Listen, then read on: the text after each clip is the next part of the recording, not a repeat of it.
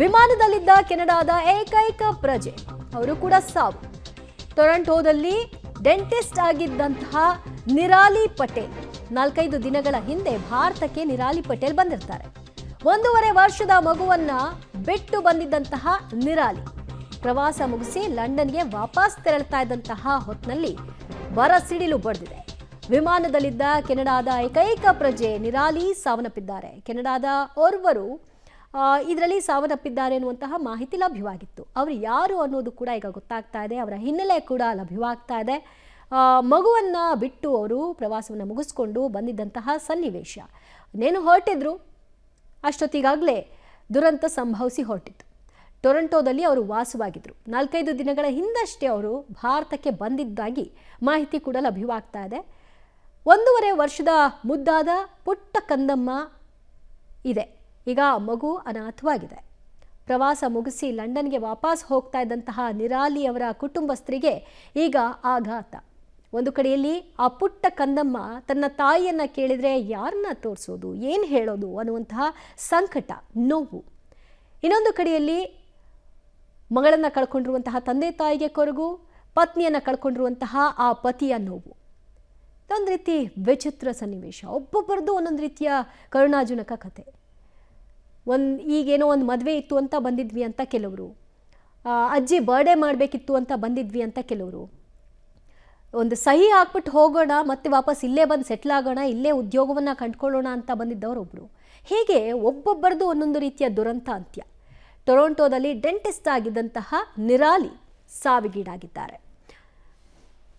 ಮತ್ತಷ್ಟು ಮಾಹಿತಿ ಕೊಡ್ತಾರೆ ನಮ್ಮ ಪ್ರತಿನಿಧಿ ಪವಿತ್ರ ಕಡ್ತಲ. ಪವಿತ್ರ, ಈಗ ಒಬ್ಬೊಬ್ಬರದು ಒಂದೊಂದು ರೀತಿಯ ಕರುಣಾಜನಕ ಕಥೆ ಕೇಳ್ತಾ ಇದ್ರೆ ನಿಜವಾಗ್ಲೂ ನೋವು ತರಿಸುತ್ತೆ.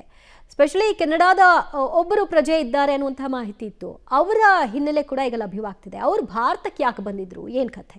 ದಿವ್ಯಾ, ಹೌದು, ಒಬ್ಬೊಬ್ರದ್ದು ಒಂದೊಂದು ಕಣ್ಣೀರಿನ ಕತೆ. ಅವರ ಕುಟುಂಬಸ್ಥರ ಗೋಳು ಅಂತೂ ನೋಡೋದಕ್ಕೆ ಸಾಧ್ಯ ಇಲ್ಲ. ಒಬ್ರು ಮಗಳನ್ನ ಆಗ್ತಾನೆ ಕಳಿಸಿ ಬಂದಿರ್ತಾರೆ, ಇನ್ನೊಬ್ರು ಮಕ್ಕಳ ಜೊತೆಯೇ ಸಾವನ್ನಪ್ಪಿರುವಂಥದ್ದು. ಹೀಗೆ ಅನೇಕ ಘಟನೆ. ಅದರಲ್ಲೂ ಕೂಡ ಕೆನಡಾದ ಪ್ರಜೆ ನಿರಾಲಿ ಸುರೇಶ್ ಕುಮಾರ್ ಅನ್ನುವಂಥ ಸುಮಾರು 32 ವರ್ಷದ ಮಹಿಳೆ ಡೆಂಟಿಸ್ಟ್ ಆಗಿ ಟೊರಾಂಟೋದಲ್ಲಿ ಕಾರ್ಯವನ್ನ ನಿರ್ವಹಿಸ್ತಾ ಇದ್ರು. ಕೇವಲ 4-5 ದಿನದ ಹಿಂದೆ ಪ್ರವಾಸಕ್ಕೆ ಅಂತ ಭಾರತಕ್ಕೆ ಬರ್ತಾರೆ. ಆದ್ರೆ ವಿಧಿ ಯಾವ ರೀತಿ ಇರುತ್ತೆ ಅನ್ನುವಂಥದ್ದು, ಅವರ ಸಂಪೂರ್ಣ ಕುಟುಂಬ ಏನಿದೆ ಅದು ಅವರು ಲಂಡನ್ ಅಲ್ಲಿ ವಾಸವಾಗಿರ್ತಾರೆ. ದುರಂತ ಅಂದ್ರೆ ಈಕೆಗೆ 1.5 ವರ್ಷದ ಮಗನಿದ್ದಾನೆ ಅನ್ನುವಂಥದ್ದು. ಸೊ ಮಗನನ್ನ ಈಗ ತಬ್ಬಲಿ ಮಾಡಿ ತಾಯಿ ಹೊರಟು ಹೋಗಿದ್ದಾರೆ. ಅನೇಕ ಕಣ್ಣೀರಿನ ಕಥೆಗಳು ಇದೇ ರೀತಿ ಇದೆ. ಸೊ ಈಗ ಈ ನಿರಾಲಿ ವಿಚಾರದಲ್ಲಿ ಆಕೆ ಮೂಲತಃ ಇಲ್ಲಿರುವವರೇ, ಆದ್ರೆ ಕೆನಡಾದ ಪ್ರಜೆಯಾಗಿ ಆಕೆ ಅಲ್ಲಿ ವಾಸವಾಗಿರ್ತಾರೆ. ಜೊತೆಗೆ ಭಾರತದಲ್ಲಿ 2016ರಲ್ಲಿ ಆಕೆ ಇಲ್ಲಿನ ಒಂದು ಡೆಂಟಲ್ ಪ್ರಕ್ರಿಯೆ ಏನಿದೆ, ವೈದ್ಯಕೀಯ ಆ ಒಂದು ಪದವಿಯನ್ನ ಕೂಡ ಪಡೆದುಕೊಂಡಿರ್ತಾರೆ. ತುಂಬಾ ಅಲ್ಲಿ ಫೇಮಸ್ ಆಗಿರುವಂತಹ ಡೆಂಟಿಸ್ಟ್ ಕೂಡ ಆಕೆ. ಅನೇಕ ಅಲ್ಲಿ ಆಸ್ಪತ್ರೆಯ ಸಿಬ್ಬಂದಿ ಸೇರಿದಂತೆ ಆಕೆಯ ಸಹೋದ್ಯೋಗಿಗಳು ಕೂಡ ಆಕೆಯ ಸಾವಿಗೆ ಕಂಬನಿಯನ್ನ ಮೆರೆದಿದ್ದಾರೆ. ಜೊತೆಗೆ ಕುಟುಂಬವಂತೂ ಸಂಪೂರ್ಣವಾಗಿ ಶಾಕ್ ನಲ್ಲಿದೆ. ಆಕೆಯಾದ ಹೆತ್ತವರಾಗಿರ್ಬೋದು, ಆಕೆಯ ಪತಿ, ಆಕೆಯ ಪುಟ್ಟ ಕಂದಮ್ಮ, ಜೊತೆಗೆ ಇಡೀ ಕುಟುಂಬಸ್ಥರು ಕೂಡ ಈಗ ಭಾರತದತ್ತ ಪ್ರಯಾಣವನ್ನ ಬೆಳೆಸ್ತಾ ಇದ್ದಾರೆ. ಎಲ್ರಿಗೂ ಕೂಡ ಅರಗಿಸಿಕೊಳ್ಳಲಾಗಿರದೆ ಆಗದೇ ಇರುವಂತಹ ಸತ್ಯ ಇದು. ಯಾಕಂದ್ರೆ ಪ್ರವಾಸಕ್ಕೆ ಅಂತ ಬಂದಿರುವಂತಹ ನಿರಾಲಿ ಇಲ್ಲಿ ಪ್ರವಾಸವನ್ನ ಭಾರತದಲ್ಲಿ ಒಂದಿಷ್ಟು ದಿನಗಳ ಕಾಲ ಪ್ರವಾಸವನ್ನ ಮುಗಿಸಿ ತನ್ನ ಮನೆಯನ್ನ ಸೇರ್ಬೇಕಾಗಿತ್ತು. ತನಗಾಗಿ ಕಾಯ್ತಾ ಇದ್ದಂತಹ ಎಳೆಯ ಕಂದಮ್ಮನನ್ನ ಸೇರ್ಬೇಕಾಗಿತ್ತು. ಆದ್ರೆ ವಿಧಿ ಅದಕ್ಕೆ ಅವಕಾಶವನ್ನ ಮಾಡಿಕೊಟ್ಟಿಲ್ಲ. ಆಕೆ 1.5 ವರ್ಷದ ಮಗನನ್ನಾಗಲಿದ್ದಾರೆ. ಸೊ ತಂದೆ ಅಲ್ಲಿನ ಕೆನಡಾದ ಪ್ರೆಸ್ ಜೊತೆ ಮಾತನಾಡ್ತಾ ಹೇಳ್ತಾ ಇದ್ರು, ಅವರು ಕನ್ಫರ್ಮ್ ಮಾಡಿದ್ರು, ಹೌದು ನನ್ನ ಪತ್ನಿ ಮಡಿದಿದ್ದಾಳೆ ಅನ್ನುವಂಥದ್ದು. ಜೊತೆಗೆ ಅವರಿಗೆ ಈಗಾಗಲೇ ಸುದ್ದಿ ಕೂಡ ತಲುಪಿದೆ. ಹಾಗಾಗಿ ಅವರು ಭಾರತಕ್ಕೆ ಪ್ರಯಾಣವನ್ನ ಬೆಳೆಸಿದ್ದಾರೆ. ತುಂಬಾ ಶಾಕ್ ನಲ್ಲಿದ್ದೀವಿ, ನಾನು ಏನನ್ನೂ ಹೇಳಲಾರದಂತಹ ಪರಿಸ್ಥಿತಿಯಲ್ಲಿ ಇದೀನಿ ಅನ್ನುವಂತಹ ಪ್ರತಿಕ್ರಿಯೆಯನ್ನ ಪತಿ ನೀಡಿದ್ದಾರೆ. ದಿವ್ಯಾ.